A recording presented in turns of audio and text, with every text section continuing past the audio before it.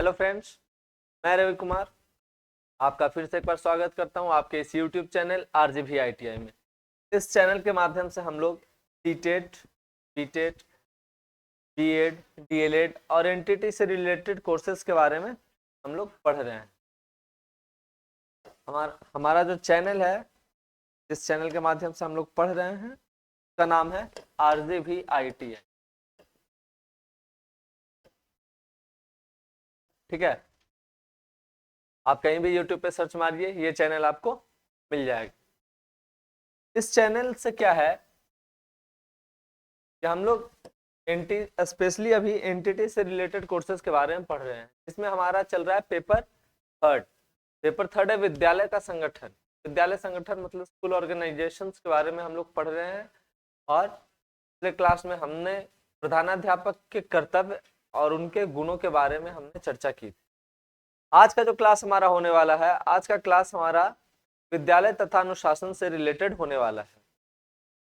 आज का जो हमारा क्लास है वो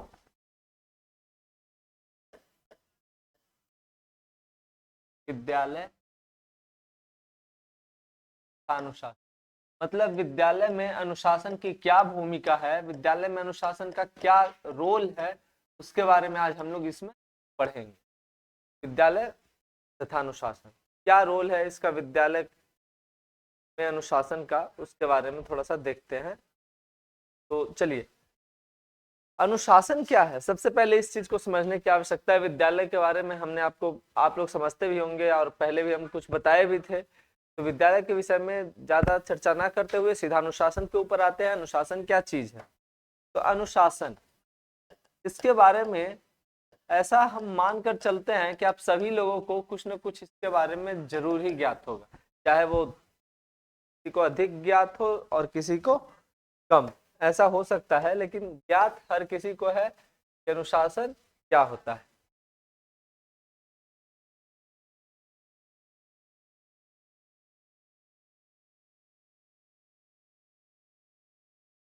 गायब हो गया शासन क्या है? तो देखिए, ऐसा शासन जो कि किसी और के द्वारा आपके लिए सुनिश्चित किया गया हो, है ना। अनुशासन मतलब किसी और के द्वारा बताया गया हो कि ऐसा आपको करना है, आपको इसी लिमिट में रहना है ना।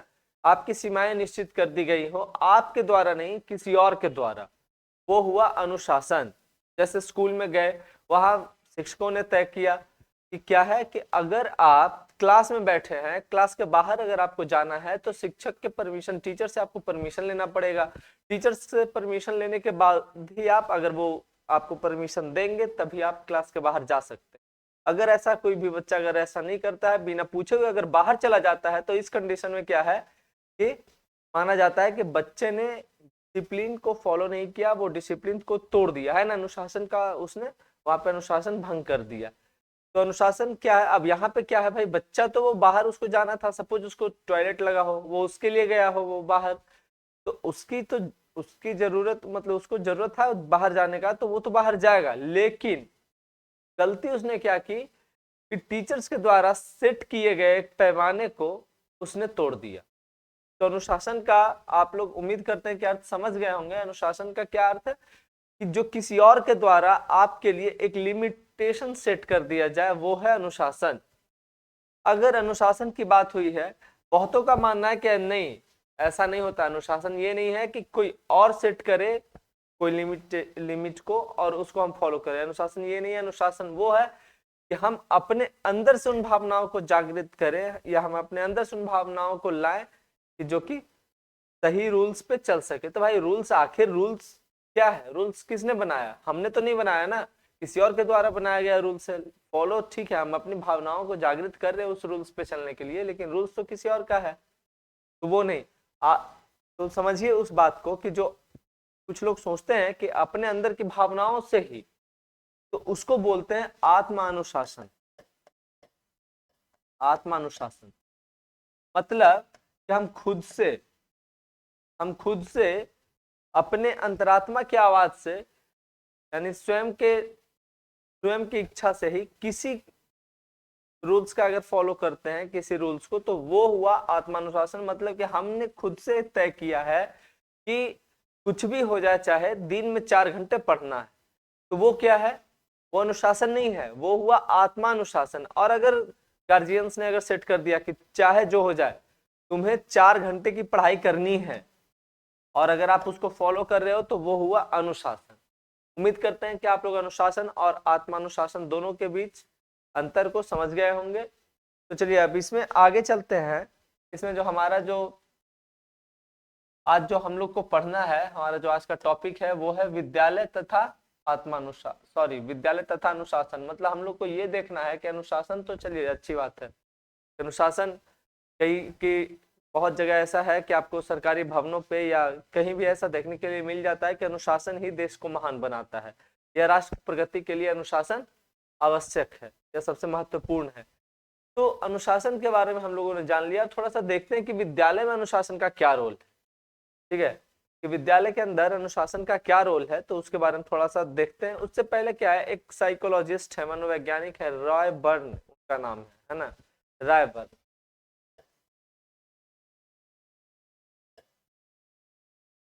रॉय बर्न इंग्लिश में कुछ इस तरीके से है।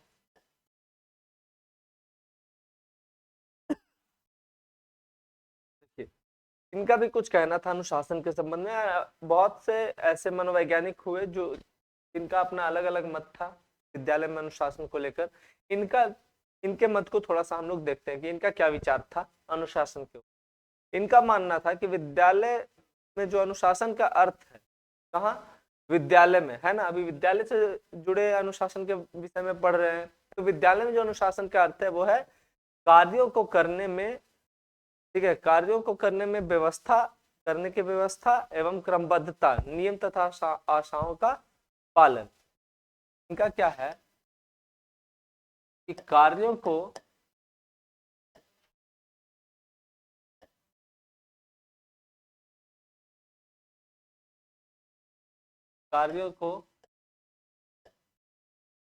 करने क्रमबद्धता, है ना, कार्यों को करने की क्रमबद्धता, नियम तथा आशाओं का पालन, नियम था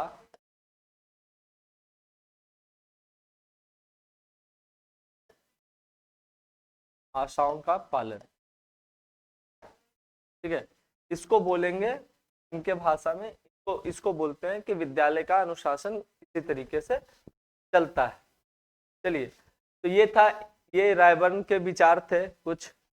अब आ जाते हैं हम लोग विद्यालय के अनुशासन, विद्यालय में जो अनुशासन स्थापित करना है उसके कुछ मूलभूत सिद्धांत होते हैं ना, कुछ बेसिक थ्योरीज है जिसके मदद से हम लोग विद्यालयों में क्या है, अनुशासन का इम्प्लीमेंटेशन कर सकते हैं, अनुशासन को सही तरीके से हम लोग ला सकते हैं। तो चलिए उस चीज को देखते हैं कि विद्यालय में अनुशासन के क्या क्या सिद्धांत है।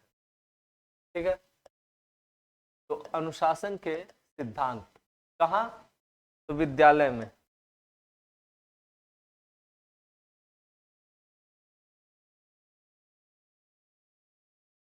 शासन के सिद्धांत,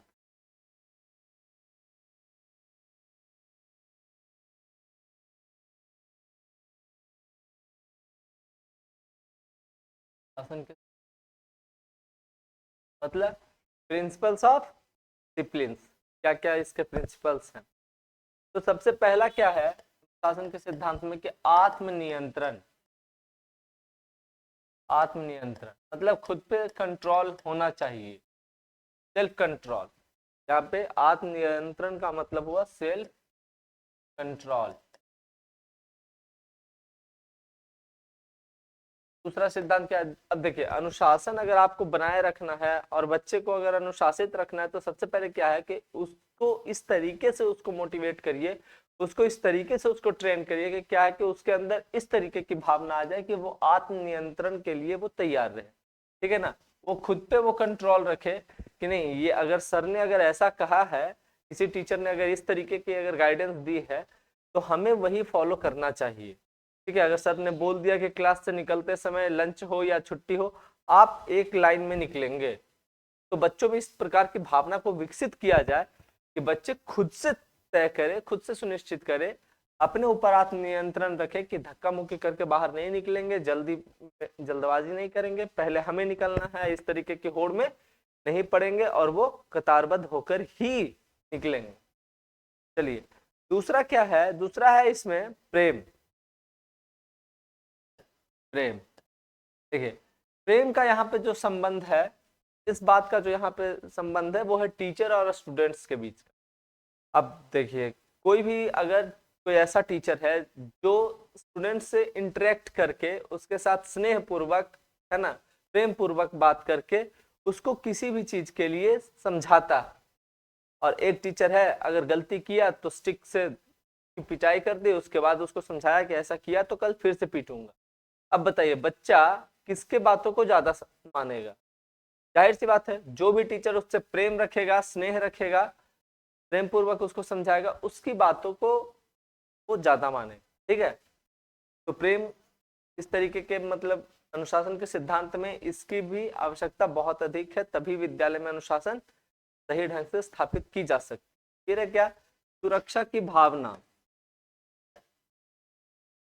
सुरक्षा की भावना, ये क्या है? ये चीज कि देखिए, बच्चों के मन में असुरक्षा जैसे तत्व मौजूद होते हैं जब वो घर से बाहर स्टार्टिंग में निकलते हैं, खास करके छोटे बच्चे जब वो घर से बाहर होते हैं, विद्यालय वगैरह में होते हैं, तो थोड़ा सा डरे हुए रहते हैं, सहमे हुए रहते हैं, अनजान लोगों के बीच में होते हैं। तो सब चीजों के लिए क्या है कि उनके अंदर इस तरीके की भावना का विकास किया जाए जिससे कि वो अपने आप को विद्यालय में भी बिल्कुल सुरक्षित और सहज महसूस, और ये कार्य कर सकता है अगर कोई, तो वो शिक्षक ही कर सकते हैं कि विद्यालयों सॉरी छात्रों के साथ विद्यालय में आप बात करके, छोटे छोटे जो बच्चे होते हैं आप उनके साथ बात करके क्या करें, उनको इस तरीके की अनुभूति करवाएं या इस तरीके का एहसास उनको दिलवाएं कि आप यहाँ बिल्कुल सुरक्षित हैं, आपको बिल्कुल भी असहज होने की आवश्यकता नहीं है। तो सुरक्षा की भावना उनमें विकसित करना, अगर वो सुरक्षित अपने आप को महसूस करेंगे तो आप जो भी बोलेंगे, जो भी उनसे करवाने का प्रयास करेंगे, वो हर चीज पे वो ध्यान देंगे। ठीक है, फिर है क्या? परंपरागत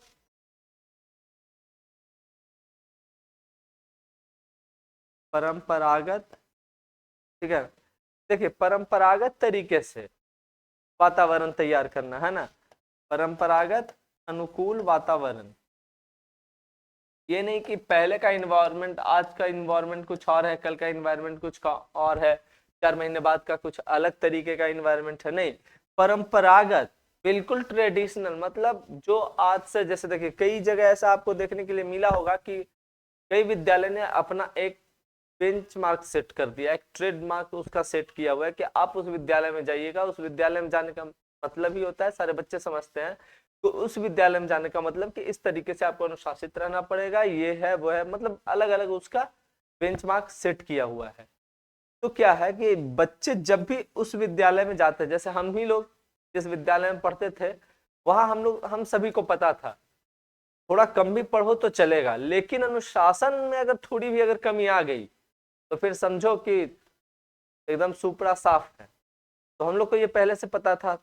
तो जो भी बच्चे उस विद्यालय में जाते हैं, और वो आज तक वही ट्रेंड है उसका, पिछले 50-60 साल से उसका वही ट्रेंड है कि हर चीज के लिए आपको हर गलती वहां माफ किया जा सकता है, पर अगर आप वहां के रूल्स रेगुलेशंस को अगर ब्रेक करते हैं, अगर किसी तरीके के अनडिसिप्लिन्ड एक्टिविटीज में अगर आप शामिल होते हैं, आपको बिल्कुल नहीं छोड़ा जाएगा, कोई भी टीचर आपको नहीं बख्शेंगे।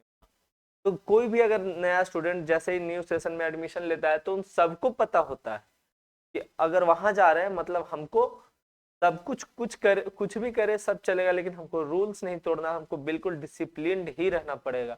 ऐसे में होता क्या है कि जो भी नया स्टूडेंट आके उस विद्यालय से जुड़ता है, उस विद्यालय में प्रवेश करता है, वो ऑलरेडी उस माहौल में ढलने के लिए उसका माइंडसेट पहले से उस तरीके का हो चुका होता है, वो प्रिपेयर रहता है उसके लिए। तो परंपरागत अनुकूल वातावरण का होना भी बहुत आवश्यक है। और लास्ट आपका हो जाता है जैसे विद्यालय अनुशासन सामाजिक अनुशासन का प्रथम सोपान है, इस तरीके की भावना उनमें भरनी चाहिए कि विद्यालय में जो अनुशासन होता है, विद्यालय अनुशासन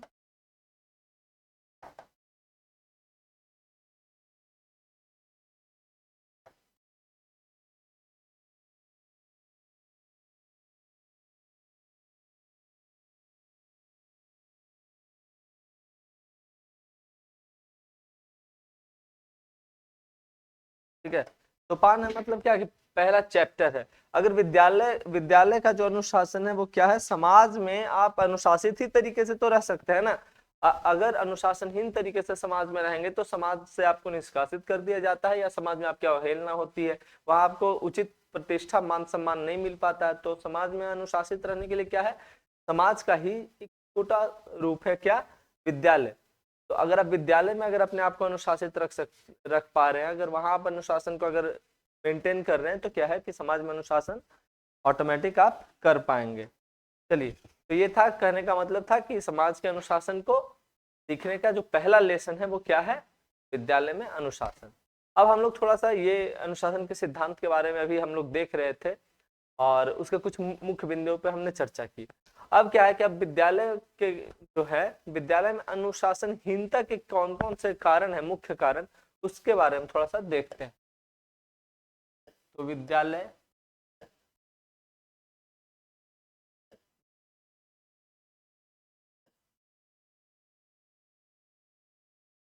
अनुशासनहीनता के कारण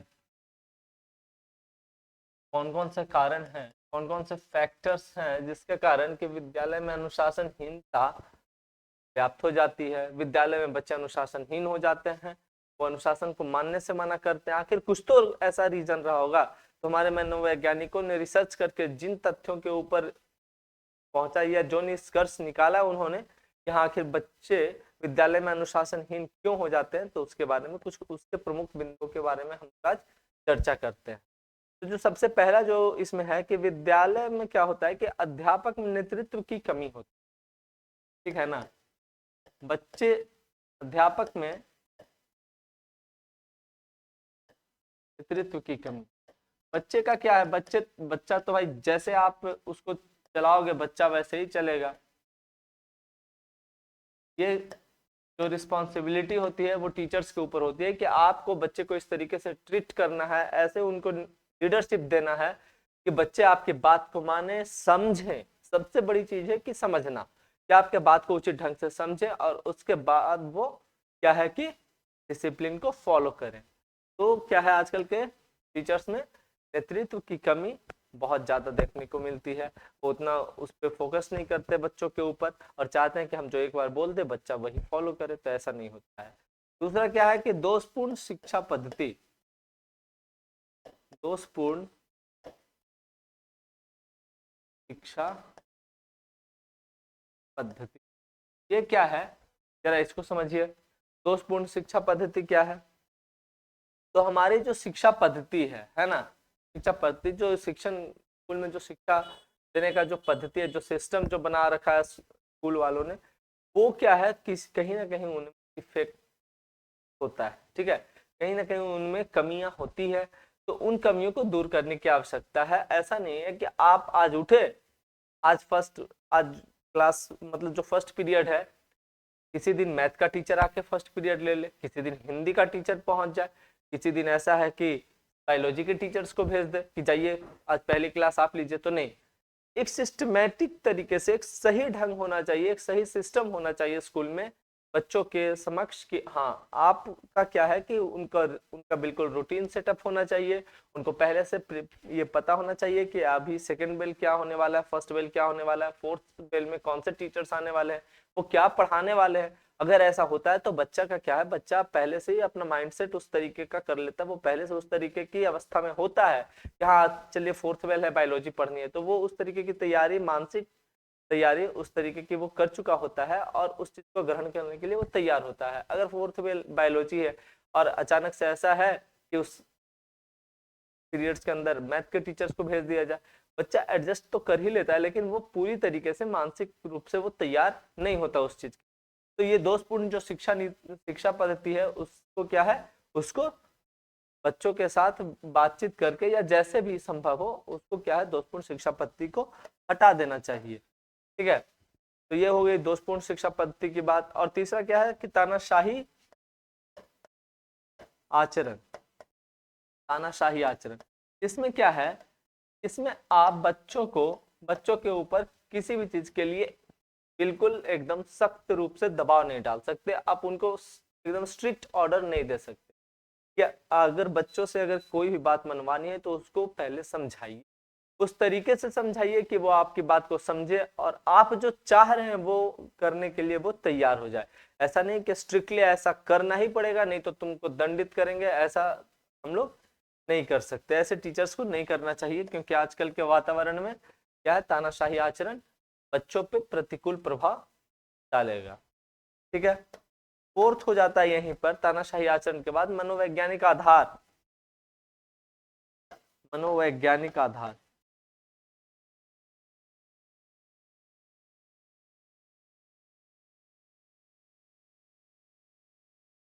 लगता है किसी को आप लोग में से कि आजकल के बच्चों पे मतलब प्रेशर डाल के उनको डिसिप्लिन फॉलो करवाया जा सकता है? बिल्कुल नहीं। उनमें उस तरीके की भावना को डेवलप करिए, इस तरीके की फीलिंग्स को उनमें डेवलप करिए कि बच्चे खुद से कहें कि नहीं, हमें डिसिप्लिन, हमें इन डिसिप्लिन जो रूल्स हैं उनको फॉलो करना चाहिए, हमें डिसिप्लिन में रहना चाहिए। ऐसी भावना उनमें विकसित करनी पड़ती है। अब देखिए मनोवैज्ञानिक आधार, बच्चे का मनोवैज्ञानिक आधार क्या है, उस समय उसकी मानसिक स्थिति क्या है, उसके आधार पे ही हम लोग अनुशासनहीनता की ये जो कारण है, ये प्रमुख कारणों में से एक है। तो अनुशासनहीनता को समाप्त करके उनके मनोवैज्ञानिक स्तर में सुधार लाके क्या है, अनुशासित उनको कर सकते हैं, अनुशासन की ओर ले जाया जा सकता है। और जो इसमें लास्ट है वो है राजनैतिक कारण। ऐसे बहुत से कारण हैं, लेकिन हम लोग कुछ प्रमुख कारणों के विषय में ही चर्चा कर रहे हैं। तो इसमें कड़ी में जो लास्ट जो हमारे पास जो कारण है वो है राजनैतिक कारण। देखिए आप क्या है कि विद्यालय हो या कॉलेज हो, उसमें क्या है कि बच्चे तो जाते हैं वहां पढ़ने के लिए, लेकिन होता क्या है कि आजकल के राजनेता लोग क्या है कि बच्चों को ना, चाहे वो विद्यालय के बच्चे हो या फिर कॉलेज के बच्चे हो, उनको पॉलिटिक्स में इन्वॉल्व कर लेते हैं। उनके माध्यम से वो अपना पॉलिटिक्स करते हैं, कुछ न कुछ के लिए स्ट्राइक करवा देना, किसी ऐसे चीज के लिए उनको उकसा देना जिससे उग्र हो जाते हैं, प्रदर्शन करने लगते हैं। तो इन सब कारणों से भी क्या है, राजनीतिक कारणों से उनको कई बार ऐसा होता है कि उनको अनुशासन तोड़ना पड़ता है, अनुशासन को ब्रेक करना पड़ता है। अभी उनका क्लास होता है लेकिन क्लास को छोड़ के वो धरने पे बैठ जाते हैं, किसी चीज की डिमांड करने लगते हैं। ऐसा अक्सर देखने के लिए मिलता है। हाल फिलहाल में एक प्रकरण जेएनयू का था, वहां पता नहीं, वहां एक किसी चीज के ऊपर विवाद, क्योंकि ज्यादातर लोग ऐसा जानते हैं कि हाँ ऐसा होता रहता है। तो ये सब चीजें नहीं होनी चाहिए। इन सब चीजों को क्या है, शिक्षा से राजनीति को दूर ही रखना चाहिए। तो इस बात पे ध्यान देना चाहिए कि राजनेता लोग जो हैं बच्चों का इस्तेमाल ना कर सके अपने राजनीतिक फायदे के लिए। इससे भी अनुशासनहीनता देखने को मिलती है, अनुशासनहीनता समाज में व्याप्त हो जाती है, विद्यालय में अनुशासनहीनता उससे भी कायम होती है। अब देखिए अब क्या है कि अब हम लोग देखेंगे कि विद्यालयों में उचित अनुशासन व्यवस्था कैसे स्थापित की जाए। ठीक है, तो हेडिंग डालेंगे विद्यालयों में उचित अनुशासन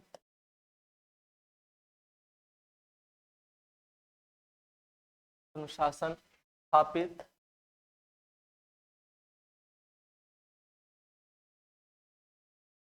करने के सुझाव।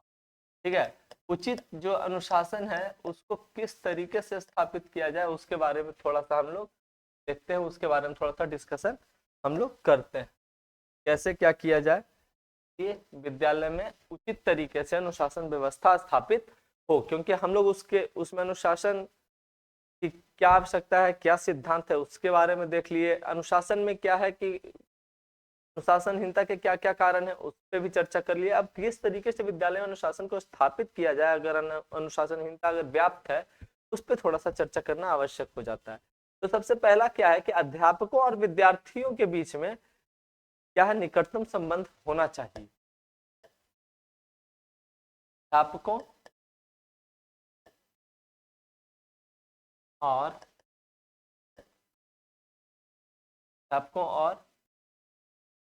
छात्रों के बीच, छात्रों बीच संबंध, इनके बीच क्या है कि के बीच संबंध ठीक ठाक होने चाहिए, है ना। छात्र और अध्यापक के बीच का संबंध अच्छा रहेगा, तभी तो छात्र अध्यापक के कहे हुए बातों को सही ढंग से मानेगा और समझने की कोशिश करेगा। ठीक है। और कौन से हैं? तो शिक्षा को राजनीतिक प्रभाव से दूर रखना चाहिए,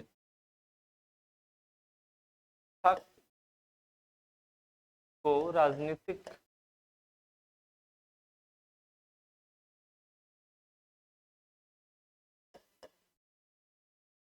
प्रभाव से रखना।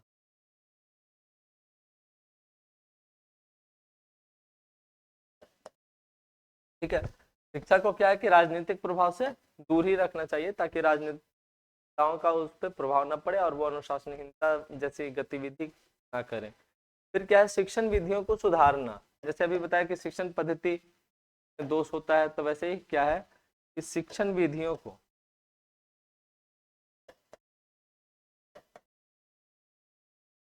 शिक्षण विधियों को सुधारना।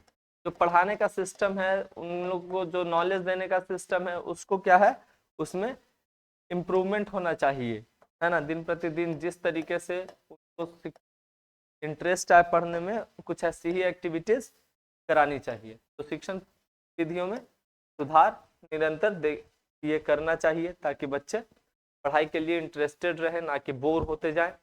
और क्या है कि विद्यार्थियों के निराशा को दूर करना। विद्यार्थी अगर किसी बात को लेकर अगर निराश है, असंतोष का भाव है, तो दूर किया जाए। निराशा को दूर करना। ठीक है, चलिए इसमें भी 5 ही पॉइंट देखेंगे। और जो लास्ट है वो क्या है, खास करके कि अनुशासन के लिए निबंध एवं वाद विवाद प्रतियोगिताओं का आयोजन करवाया जाए, है ना।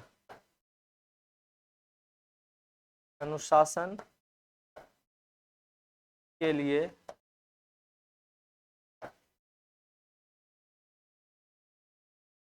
निबंध वाद विवाद